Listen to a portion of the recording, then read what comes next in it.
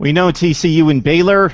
Will someone else bounce back from the old guard? I'm speaking to you, Texas, Oklahoma, playmakers in the Big 12. Do we have any on defense? And what is the formula for the Big 12 to get into the college football playoff? This is our second edition of the Big 12 Breakdown.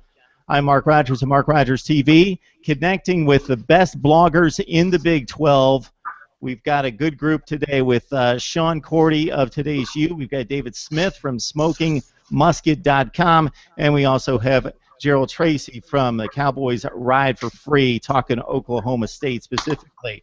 Hey, guys, thanks so much for joining us. Let's dive in this. We've done this now for a week. We really broke down the conference in regards to where it stands in the aftermath of the TCU-Baylor debacle last season. Hopefully we can put that to bed very quickly here, because we're going to have football on the field on Thursday night, and it's going to be nice after this long drought from January all the way to September. You know, if you're an NBA fan, you take a long weekend and the next season starts up. But when you talk college football, you got to wait forever. So it's fun that it's finally here.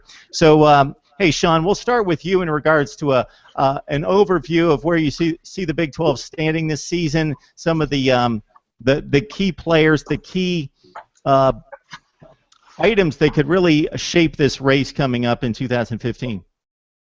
Yeah, I think this year is going to be about surprises. I just did a piece about the possible awards this season, and Trayvon Boykin is a popular pick for the Heisman, or at least a candidate, but my dark horse is really Seth Russell, because he's playing in the Baylor's plug-and-play offense that is going to pretty much make him excel. Bryce Petty and Robert Griffin had 46 and 47 touchdowns in their seasons when they were Big 12 Players of the Year. And Trayvon Boykin was the Player of the Year last season, and he came in with no experience. He came in by surprise. So just watch out for people being surprises. Baker Mayfield, another one that no one really knows what he can do quite yet at Oklahoma with their new offense.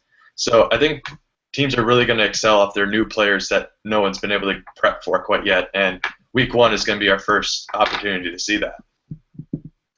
Hey, Gerald, when the national perspective is put on this conference, it's all about TCU and Baylor, and then they kind of move on. It's can one of them run the table, or at least take it to one loss through the regular season and get to the college football playoff? Do you see more than that? What's the better picture in regards to a little bit more depth about this conference right now? Well, I do think a lot of people ignore the fact that there are three other teams in the conference that can really play and beat those teams. You know, you got West Virginia, who can have a really good defense this year. Oklahoma State, who they showed I think they can play this year, maybe an 8-9 win team.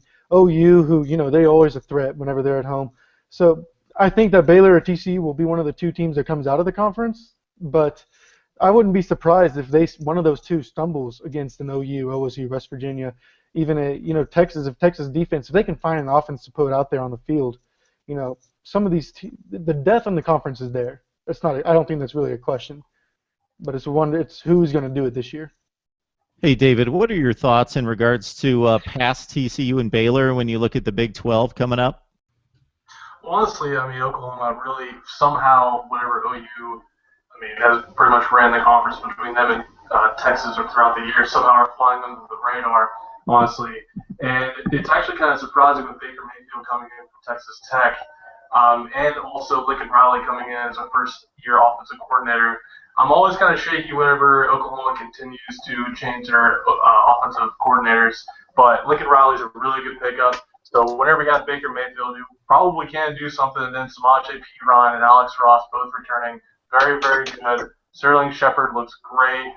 Someone else needs to catch a ball. I mean, Deron Neal and Mekhi Quick could be the answers there. Jarvis Baxter just came on as a walk-on, but I think Oklahoma, even though they're sort of flying under the radar, I mean, Bob Stoops has a really, really good squad this year.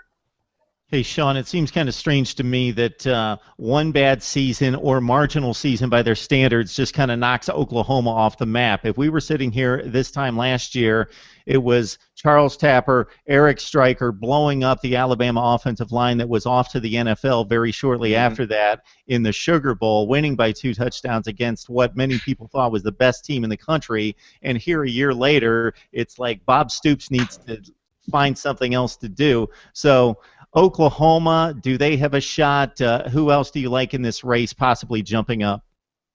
Yeah, like you said, Oklahoma, they're coming off 2 years ago from beating one of the best teams in the nation, and it's just weird because they're one of the premier teams, so the expectations are always high. So if Bob Stoops has another down season, if you want to call it that, he could be on his way out because of the premier status possibly being lost. But really, I don't have any concern about them. As many people have noted, Herb Street is picking them to go into the playoffs this year with their new offense, and they have a lot of talent returning, and also a lot of additions like D.D. Westbrook, who's going to provide a lot of inside and outside receiving talent for Mayfield. They have a great freshman tight end in Mark Andrews coming back, and he's 6'6", 270, I think. He's one of the most athletic tight ends I've seen in a while. And you also have Joe Mixon taking carries along with Samaje Perine. They're going to be like thunder and lightning.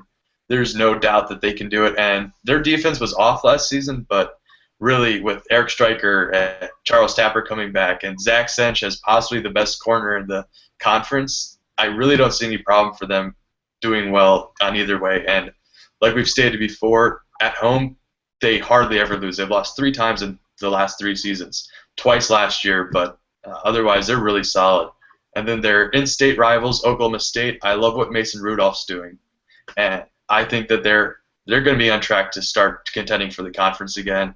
And my dark horse is Texas Tech. I absolutely love what they're doing on offense. They haven't announced their quarterback yet. I think that's Kingsbury's plan, just to go with so teams don't know exactly yet. Although they were just playing Sam Houston this week, it's still important that they kind of keep it under wraps.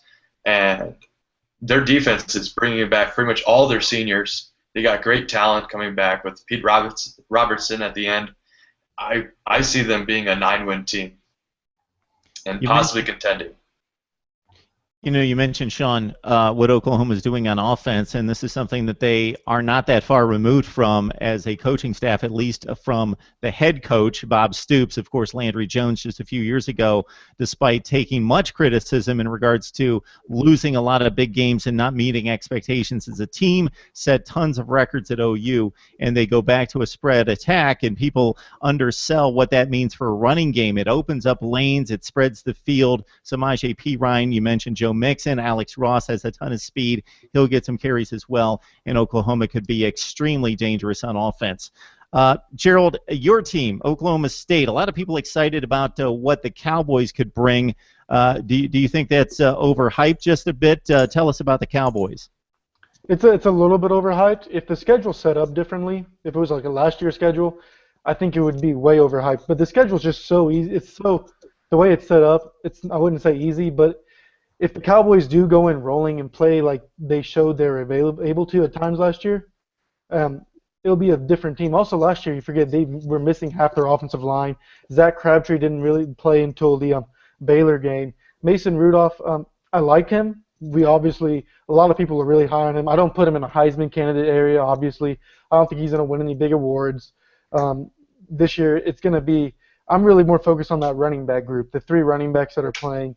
See how they, you got Chris Carson, Jeff Carr, and and Renee Childs. I really think they're going to be a great backup. They're not going to be anything what OU has. I think OU could run the ball 70 times a game and get away with it half the time. But this, I think the OSU team, I want to see that defense. The defense is really going to anchor things down and help Rudolph keep him from having to try to score 40 points a game, hopefully.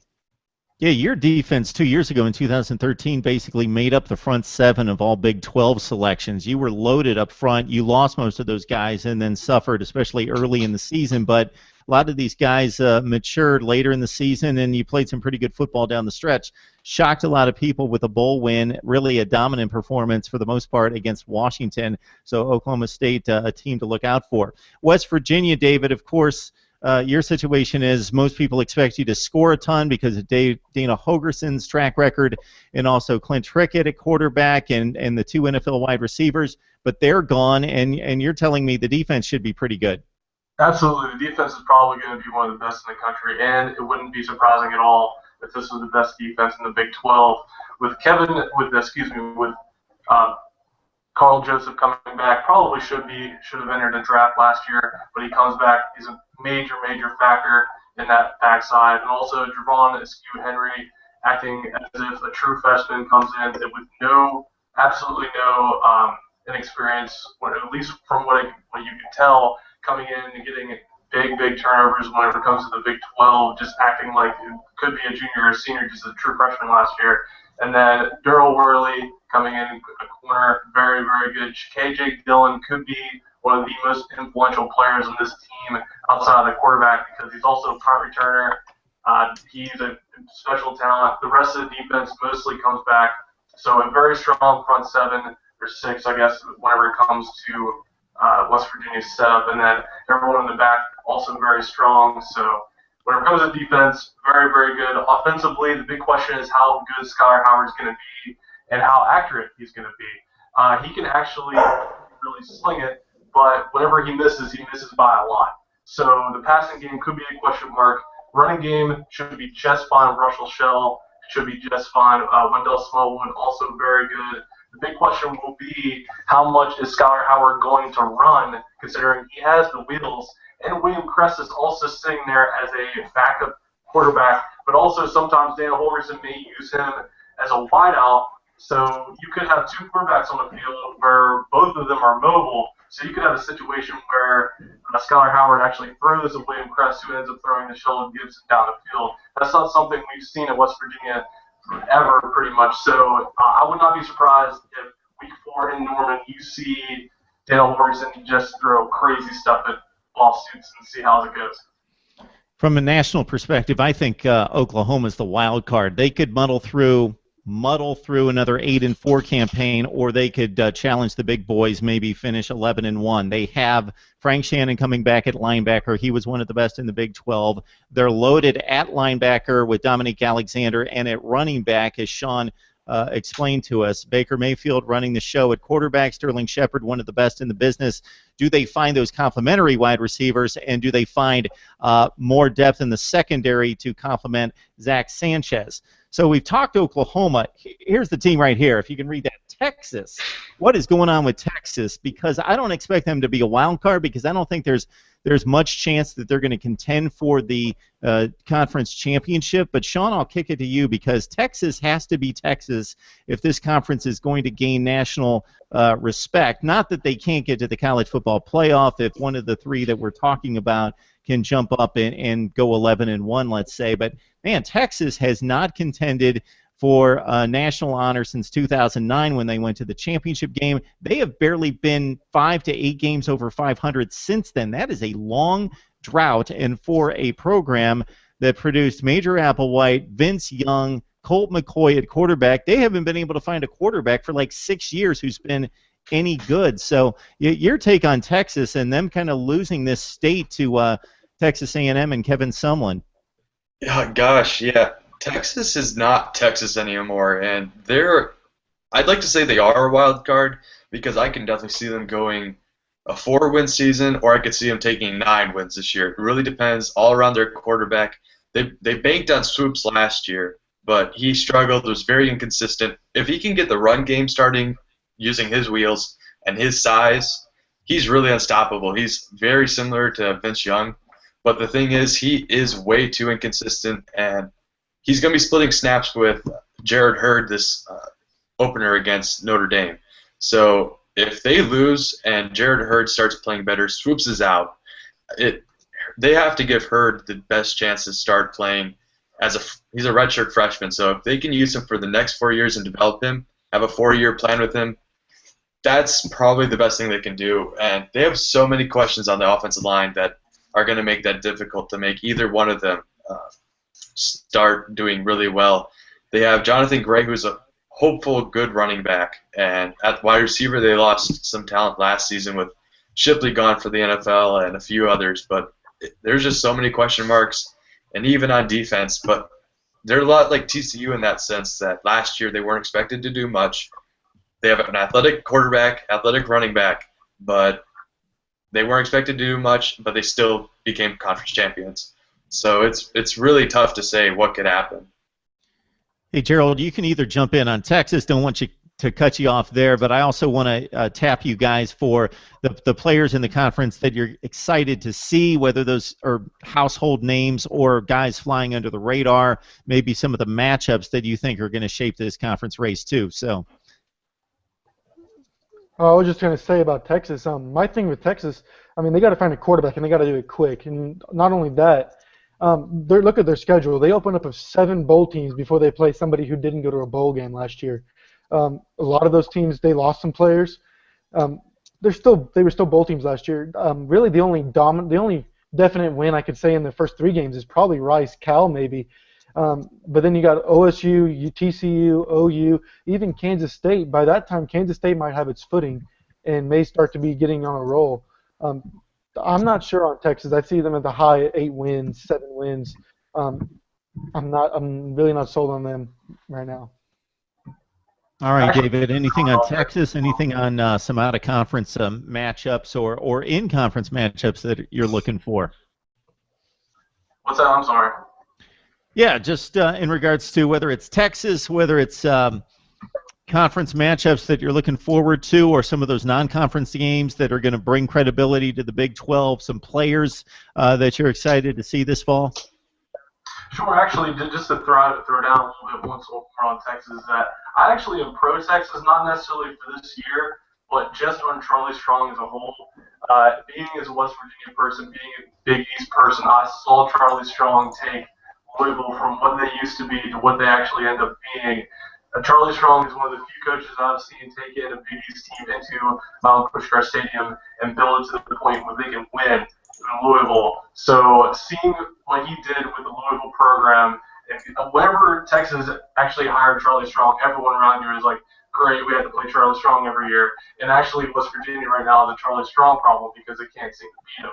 So I will not be surprised at all in about 2 or 3 years Charlie has the Longhorns back where they need to be. But whenever it comes to outside of Texas and looking for other people to actually step up, I'm going to say with K-State defensively, Elijah Lee, he was a true freshman last year, got 4.5 sacks in a very limited role. But they moved him to outside linebacker, and he evidently lit it up during the spring game. So I will not be surprised if he progresses as the season goes along, gets better and better, and ends up being actually probably maybe at least Big 12, all Big 12, and possibly making a lot of national attention, even with K-State being so-so.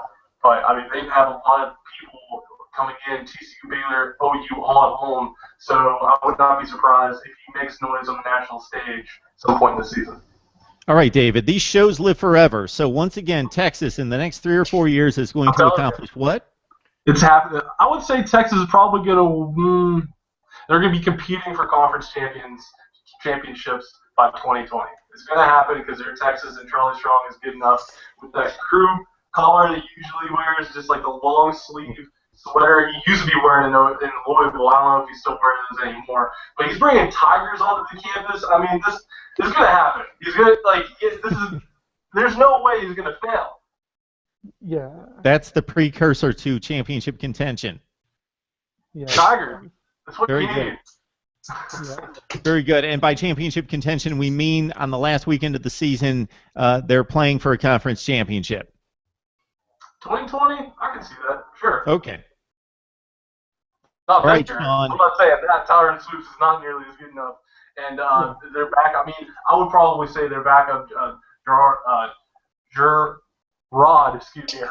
probably is going to be somebody at some point.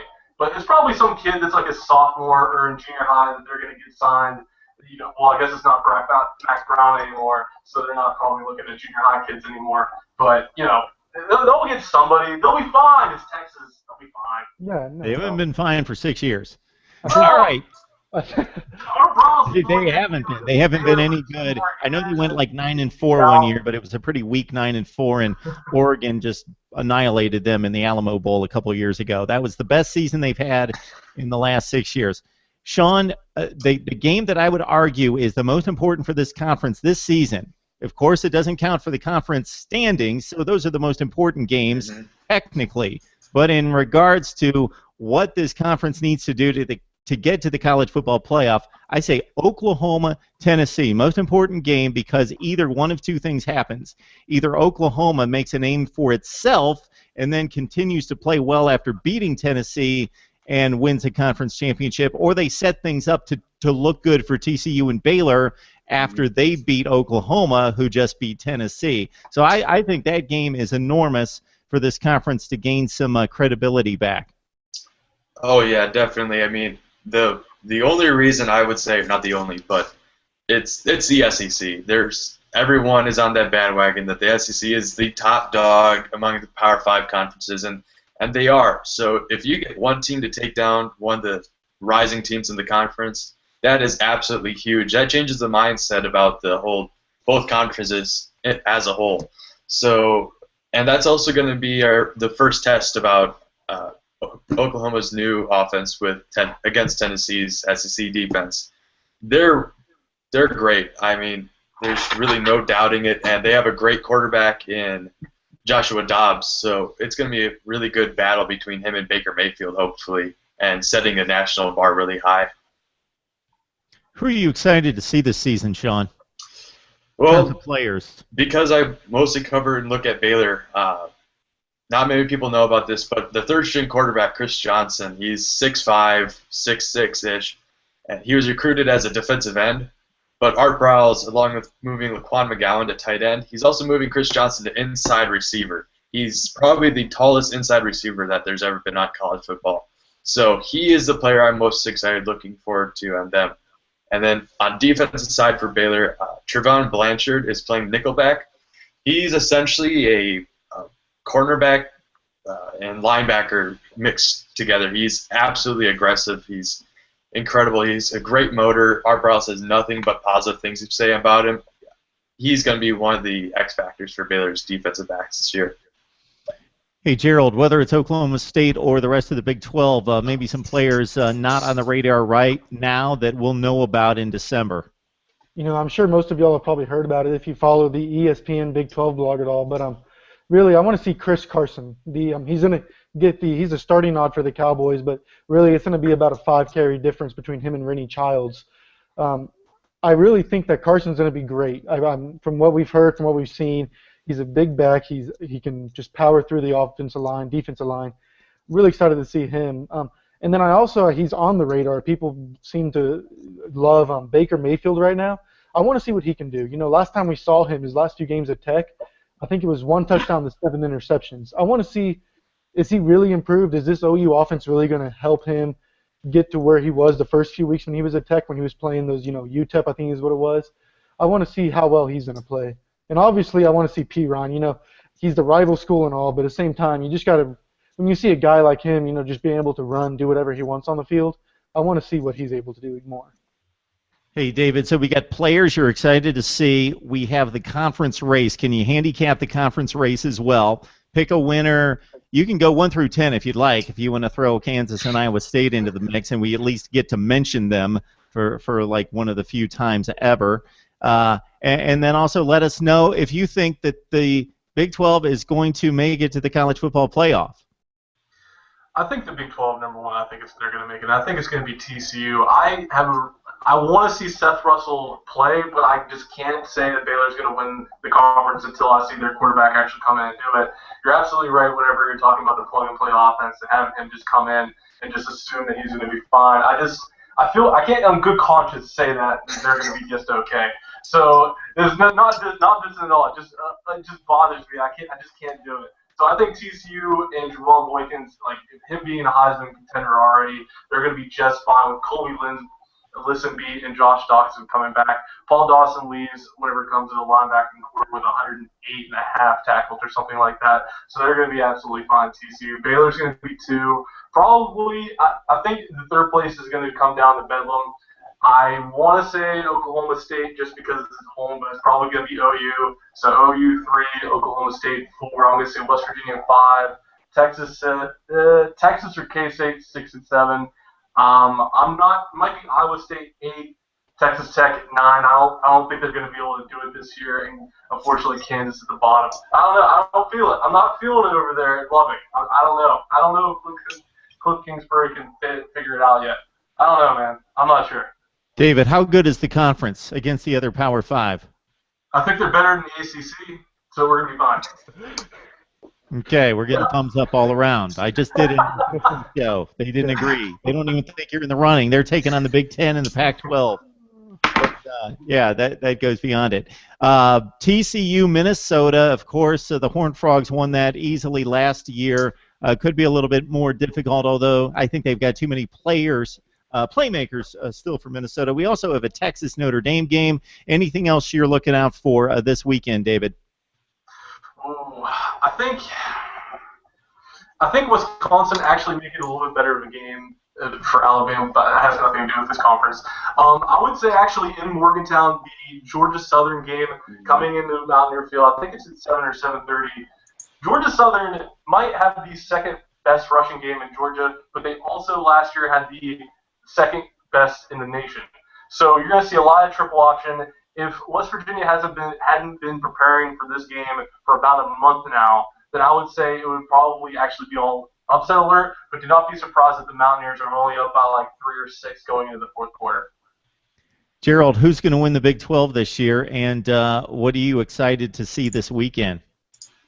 You know, I think it's going to be TCU. I mean, just like David had said with the whole Baylor situation, you know, you want to say the way the recent history, especially of RG3 and Petty, you want to say Russell's going to be able to do the same thing, but I just can't on good faith say, like, yeah, I know it's going to happen. But I do think Baylor's the second team in the league. Plus, I mean, Baylor hasn't won in Stillwater since like the 90s, I'm pretty sure.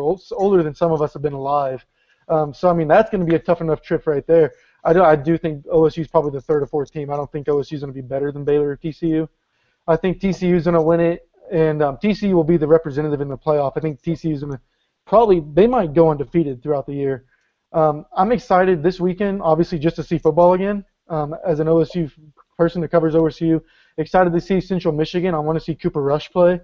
Because, I mean, the fact they scored, 34, 40-something points in that fourth quarter last year, I mean, they have to have something right. But I do want to see that TCU-Minnesota game. I think it's going to be tighter than people think, not 30-7. I think TCU pulls away and wins it, but it's going to be. I'm excited to see that game. Can I understand how in the hell is Oklahoma State going to Central Michigan in week 1? Who let that happen? We play Boise State in a few years. Michigan State is traveling to one of those Michigan directional schools this year, so it can happen. That makes sense, though. They're in the state. Like, yeah, but they're Michigan State. At some point. But how is Oklahoma State not playing? I don't know, like in Tucson against a directional Arizona school if they even exist? Don't go to That's just a bad call. Come on, man. They're trying to get them fired. They're trying to get Mike Gundy fired by losing this at Central Michigan. They just want to kill him week 1, and then they can pick up Lane Kiffin. It is a no-win. It is a no-win. All right, Sean. Well, we'll let everyone know that Sean is going to be the keeper of our predictions. So we're not going to clog up the show by making predictions of 14 games or whatever it is. I guess it can't technically be more than 10. But you get where I'm going with that. But we're going to make our predictions on the big games on the show, and then we're going to keep all the predictions. And Sean is going to be the keeper of the predictions. So I will let him lay down the gauntlet on any surprises he sees this weekend. And, of course, I want a Big 12 winner, too. All right, so I don't know about any surprises. It's not many week 1, pretty weak non-conference schedule. But Minnesota, it's going to be really close against TCU. And Texas, I don't think they're going to be able to hang at all. And South Bend against Notre Dame. And the other teams, all going to be sweeping the non-conference slate except Kansas. They're playing FCS school, South Dakota State. It's really crazy that they're opening up with such a huge spread. I'm not exactly sure what it is, but I remember looking at What If Sports, their 101 simulations run, have them as 35-point favorites. That's not happening. South Dakota State has hung with North Dakota State, who is technically an FBS school. They've won 4 straight national championships. They've got a great receiving core, a good running back returning for South Dakota State. The Jackrabbits are just going to run away with it. I mean, I don't see how the Jayhawks with 5 returning starters can win. I'm going to put in a good word for Kansas here. I've got them rated to having the fourth best schedule, most difficult schedule in the Big 12. They've got to play Rutgers, who went 8-5, won a bowl game last year, and they got to play they got to play Memphis at home. That may not necessarily be a pretty game. So Kansas, we're not going to talk a lot of Kansas football, but hey, they play a better non-conference than either Kansas State or Baylor or Oklahoma State, none of who play any Power 5 games. I like Kansas in the direction they're going with David Beatty, but I really want them to win, but I just don't see it happening. It's just very tough. But as for a Big 12 winner for the whole season, Ewan, I really hate sounding like a homer, but I just love what Baylor's doing. TCU, I got to give them credit, but everyone has questions about Seth Russell at quarterback. I have questions about TCU's defense. I'm not sure if they can really replace Paul Dawson and their cornerbacks that left last season. It's kind of a horse apiece, and I go with Baylor because of their offense that they're able to bring back. So it's going to be very close, and I won't be surprised if they're not undefeated when they head over to TCU. Either one. I think both could lose in Stillwater, or they could also lose to Texas Tech. I see it being a little bit crazier than people think. So if I got this straight, we got me included with Gerald and David going to make it 3 votes for TCU and 1 vote for Baylor.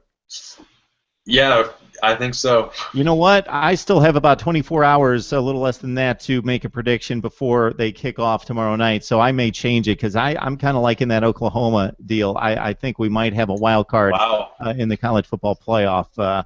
I like what they're going to do on offense. I think they have a premier player at every level on defense. I think Sterling Shepard.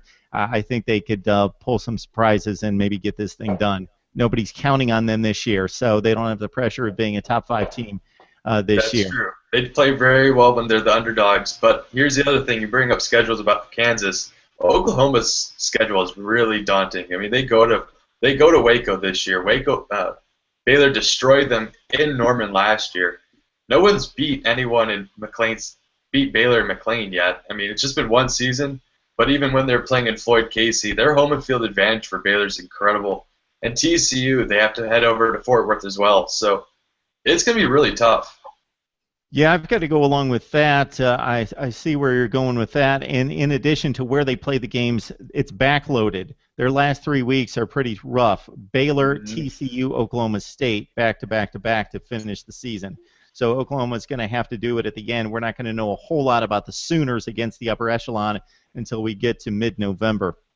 All right, we got Sean Cordy of Today's U. We've got Gerald Tracy from Cowboys Ride for Free, and also David Smith from Smoking Musket repping the West Virginia Mountaineers. This is the Big 12 breakdown.